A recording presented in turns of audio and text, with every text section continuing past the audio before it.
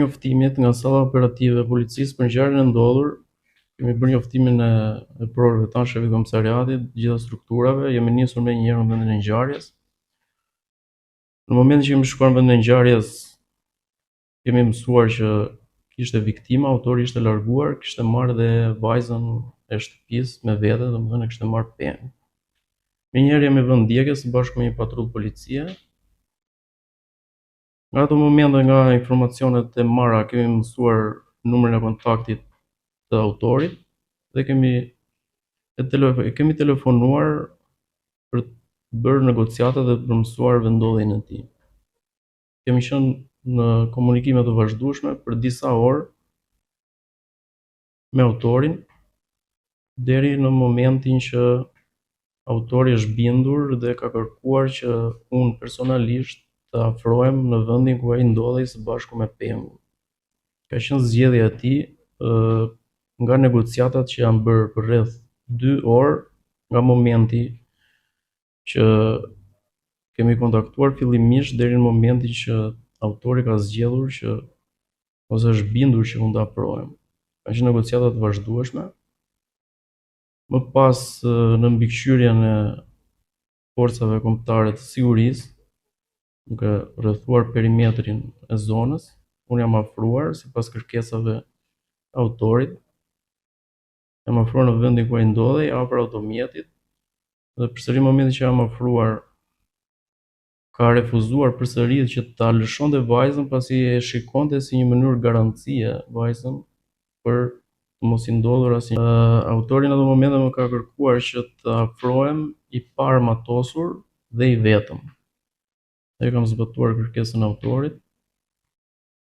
Dhe në momentin që jam afruar, më ka kërkuar që të më shikonte nëse isha armatosur apo jo.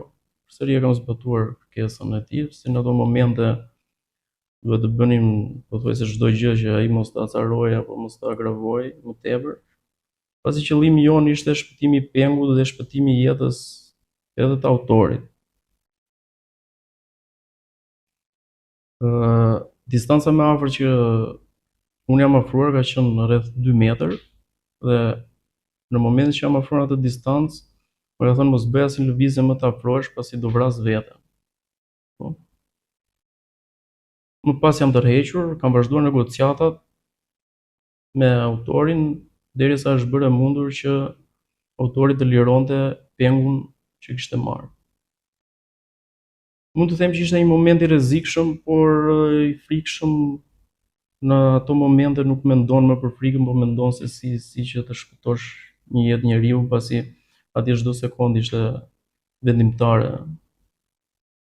Veprimet duheshin kryer sa më shpejt, pasi gjendja e rënduar në cilën ndodhej autori në çdo moment mund të agravonte dhe gjithçka tjetër mund të pritej që të rëndonte situatën. Në ato momente kemi menduar vetëm për shpëtimin e jetës së vajzës dhe të autorit, nuk kemi menduar për pjesën e frikës. Vajza ishte në gjendje shumë të rëndë psikologjike, por edhe fizike, pasi kishte edhe dëmtime në pjesën e trupit, të cilat ishin shkaktuar nga autori në momentin kur e ka marrë nga banesa që e ka marrë me vete, pasi vajza ka refuzuar fillimisht dhe është marrë me forcë në momentet e parë. Kështu që kishte shumë dëmtime në pjesën e trupit, dëmtime fizike, dhe të cilat e bënin të pamundur që vajza të ecte. Dhe në ato momente që vajza ka dalë nga automjeti, duhej që të largohej sa më shpejt nga zona e rrezikut. Po atletët i shohim pasi terreni ishte i vështirë, domethënë, dhe ishte me një bimësi, me gjëmba, dhe bënin të pamundur që të ecje lirshëm. Dhe kemi marrë në krah për të larguar sa më shpejt nga zona, nga perimetri i rrezikut. Dhe pasi kam vendosur vajzën në një zonë të sigurt, janë afruar punonjësit e tjerë policisë, të cilët e kanë marrë dhe e kanë dërguar për ndihmë mjekësore në spital. Dhe përsëri jam rikthyer te autori për të vazhduar negociatat që të lironte, domethënë të dorëzonte armën dhe që mos të vazhdonte më me situatën.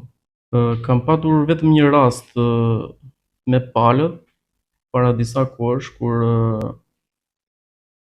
vajza e cila është marrë penë ka bërë një kallëzim penal për autorin, I cili është arrestuar nga ana jonë për përndjekje.